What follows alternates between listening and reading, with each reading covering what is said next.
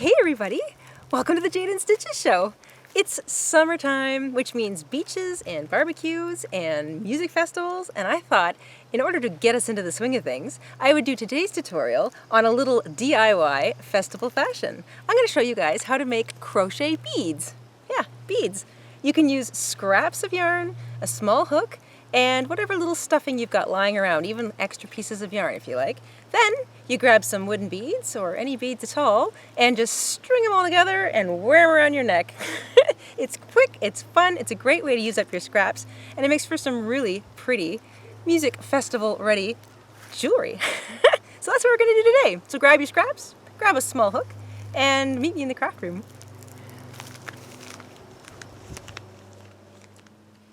Things you're going to need in order to make our crocheted beads and eventually our jewelry. You want scraps, so you don't need very much yarn. Scraps of a thin, lightweight yarn. This is a size 3 or a baby weight.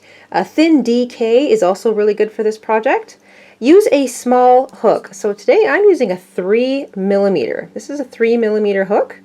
And if you've got something around that size, then I recommend you use it because the trick is to make your stitches as small as possible. You're going to want a yarn needle to weave in your ends, a pair of scissors, and some embroidery floss or craft floss, and a large-eyed needle, something that's big enough to get through the smallest hole in your bead. So if you're using really big holed beads, then you'll be fine. And once you've got all that assembled, we can get started. These beads follow the basic increase-decrease pattern. So we're going to begin with a cinch circle, because the whole thing is worked in the round. We're single crocheting throughout the entire little project, so you don't need to know any other stitches. Into your cinch circle, you're going to work 5 single crochets.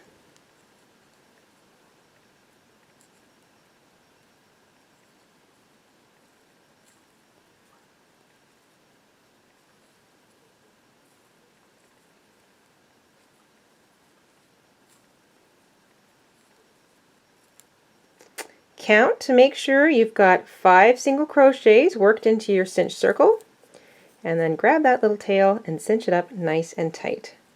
We're working in the round, so the first stitch you're going to work of round 2 goes into that sort of the first stitch that you made in round 1. I'm going to work over my short tail, but you can just tuck yours to the back if you need to. Round 2, we're increasing, so we're going to work 2 single crochets into each stitch all the way around. And this is small work, so be patient. This isn't as easy as working with a larger hook and thicker yarn. You kind of have to change the way your fingers move with the fabric. So just take your time. After the first couple of beads, you'll get very comfortable and you'll be zipping along in no time. So row 2 is 2 single crochets into each stitch all the way around. You'll have 10 single crochets at the end of row 2. Okay, at the end of row 2, you'll have 10 stitches. Take a moment to count if you need to. And if you've still got a little bit of your tail showing, you can tuck it into the middle. You're going to start wanting to try to bend. This also makes it a little easier to work, but you want to sort of poke your finger into it to start bending it into a ball shape. Row 3, we're still increasing. We're going to work the pattern 2 single crochet into the next stitch, followed by 1 single crochet into the next stitch. So your pattern around for row 3 is 2 single crochets into the next stitch, 1 single crochet into the next stitch. So the pattern is 2, 1, 2, 1, all the way around. At the end of row 3, you'll have 15 stitches. Alright, we're at the end of row 3. You should have 15 stitches, so take a moment to count. Now row 4, we're just going to single crochet in each stitch all the way around. So we are finished increasing. Row 3 is probably the easiest row in this entire little mini project. So there's just count basically your stitches, count 15 all the way around, and that is row 4. Once you've counted 15, flip your little ball upside down and take a look at your first row. You'll see where it turns into row 2. As you know, I like to use that as a start point. So I'm going to single crochet until my last stitch is in alignment with that little bump, or my starting point. So I call this evening up my stitches to be in line. Let's see, one more. Be in line with that starting point, and this just sort of evens things out. So there we go, right in line with that little bump. Okay, that is the sort of a little more than half of our ball made, or our bead. Now we're going to decrease. So row 5, we begin to decrease by single crocheting the first 2 stitches of this row together, and then single crochet once into the next stitch. Single crochet the next 2 stitches together, and you do that by picking up a loop in each of the next 2 stitches, and then wrapping and pulling back through everything, and then once into the stitch after that. So the pattern is single crochet 2 together, single crochet 1 all the way around, and at the end of row 5 you will be back down to 10 stitches.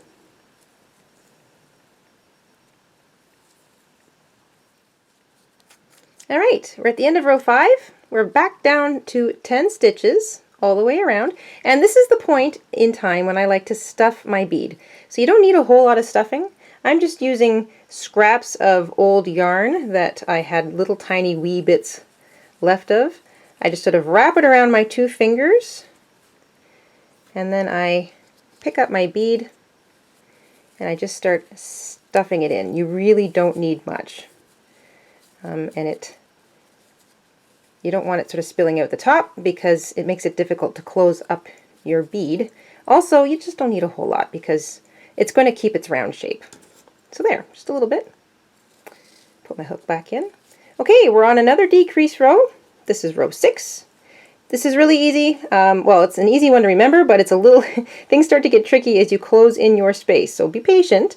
You want to single crochet 2 stitches together all the way around. And the way I like to do this is to, if you can, keep your finger on your stuffing and just very slowly pick up the next 2 stitches that you're going to crochet together, and then turn your ball, tuck in your stuffing a little more, and then pick up loops in the next 2 stitches. Like I say, just take your time here. Crochet those 2 together. So basically you're going to single crochet 2 stitches together 5 times, and that's going to bring you back down to a stitch count of 5. So just work away at that nice and carefully, and I'll see you at the end of this tiny little row.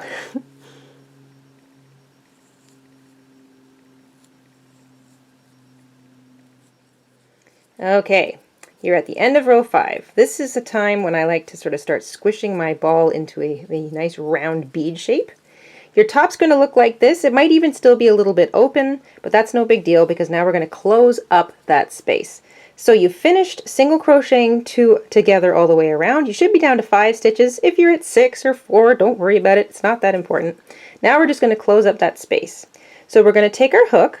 We're going to identify the post of the next, sort of between the 2 stitches next door. So there's the post. You're going to slip your hook underneath it like this. So you're not working the actual stitch, you're just working the post, and you're going to slip stitch.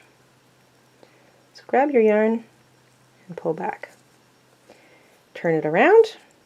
Look for the next post. Let's see here. That'd be this one right here. So you see how I'm just slipping it underneath that post? And slip stitch.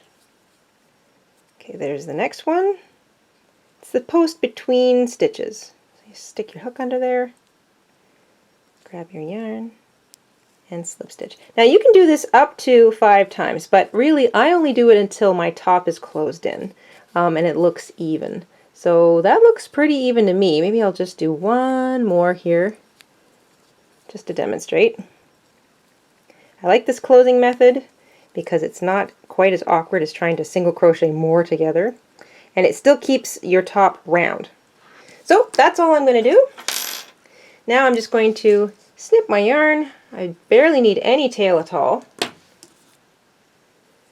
I'm going to fasten off, so pull that back through the loop on my hook.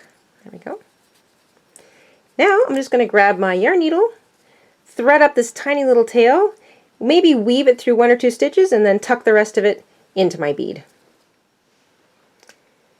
Go ahead and make as many beads as you like. This is why I say it's a great scrap project. You can just sort of use up any of your last little bits of scraps, make beads, stuff them into a bag or a box, and you can use them for crafts later. This is the tail end of a variegated ball that I bought, and I just love how these turned out because they all look like completely different beads from completely different skeins, but it's actually all from one pretty variegated ball. So I'm actually going to use these blue, gray, white ones today in my necklace, which means now I need my beads, I need my crochet beads, I need my thread and my needle, and now I can get started. Okay, I have cut myself a length of cotton floss, and I made sure it was long enough that when I held the ends together, plus a little bit extra, it would fit over my head, because I don't want to have to bother with a closure or a clasp. You can if you like, but that's entirely up to you.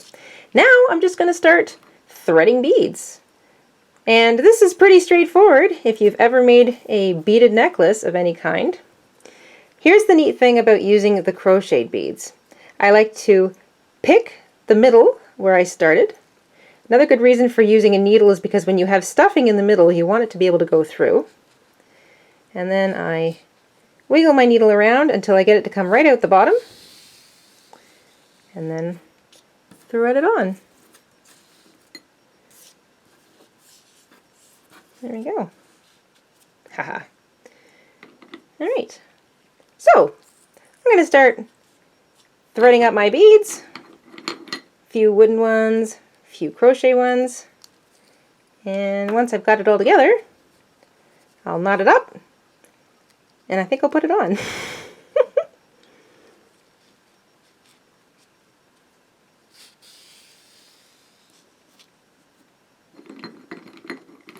When you're all done, just knot your ends together, trim off your excess, and then pull the knot inside one of your beads.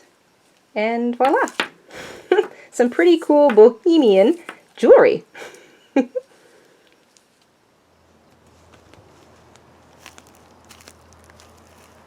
Well, I hope you enjoyed that. I know I did.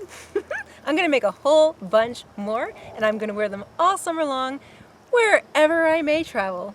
And that is it for this week, everybody. Stay tuned for more fun festival wear coming very soon to the Jayda InStitches show. Until then, stay safe, stay crafty, and have an awesome week. Bye, everybody!